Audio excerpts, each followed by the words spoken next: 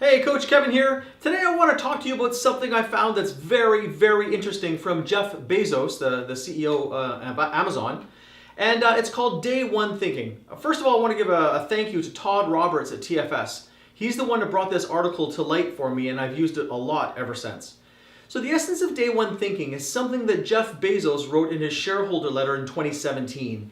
And it's basically how they or he thinks about keeping Amazon fresh.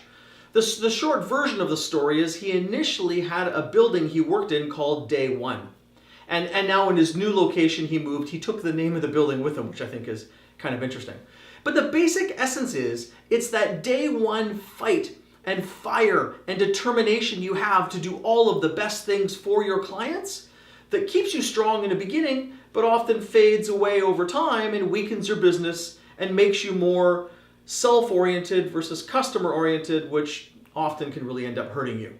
So you can see the letter on the screen and you can look it up online to read the full letter. But what I want to share with you is really 4 main points he makes in this letter. And this makes a great self-assessment and discussion for you and your team when you're doing your next planning session. Day 2 is stasis, followed by irrelevance, followed by excruciating, painful decline, followed by death. And that's why it's always day 1. To be sure, this kind of decline would happen in extreme slow motion. An established company might harvest day 2 for decades, but the final result would still come. I'm interested in the question, how do you fend off day 2? What are the techniques and tactics? How do you keep the vitality of day 1 inside a large organization? Such a question can't have a simple answer. There may be many elements, multiple paths, many traps. I don't know the whole answer, but I may know bits of it.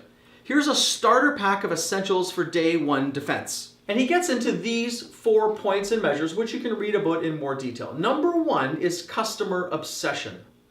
And it's about being obsessed with pleasing the customer and knowing that they're always happily dissatisfied, meaning there's more things that they would like or they would enjoy, but they don't even know yet. So there's always huge opportunities to please them.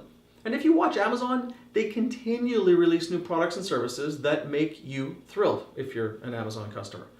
So the question for your team is, on a scale of 0 to 10, how would we rate at true customer obsession compared to this day 1 thinking? The second one is outcome orientation. And what Bezos talks about in this is that many companies, as they grow, become process orientated.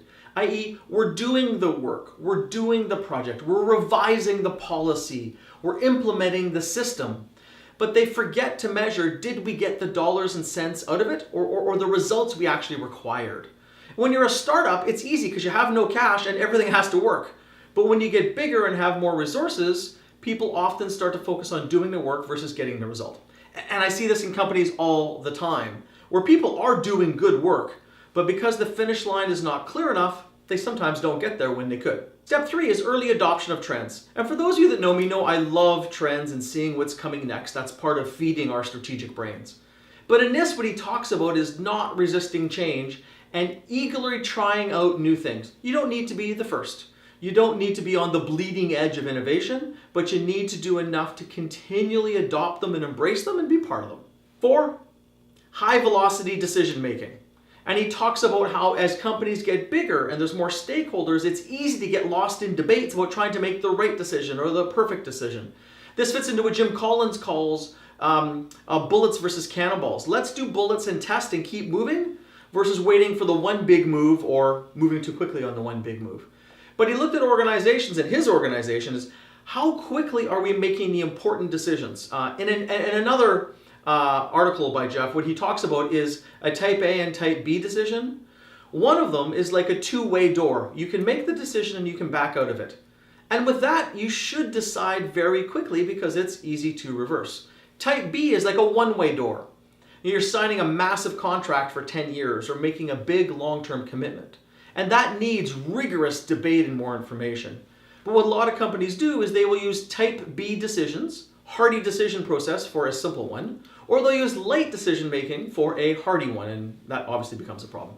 So the key is, are we making our decisions very quickly so we can move and take care of the customer? So what I would challenge you to do is, with your team, take these 4 questions and rate yourself. And then say, of those 4, which one would you benefit the most from improving on? So, in summary, day one thinking keeps us fresh, keeps us vibrant, keeps us taking care of our customers, and actually makes it a more enjoyable place to work because stuff happens. Day two is easy to fall into because we get comfortable, and that is extremely risky, never mind the fact that it's not rewarding. Have a great week. See you soon.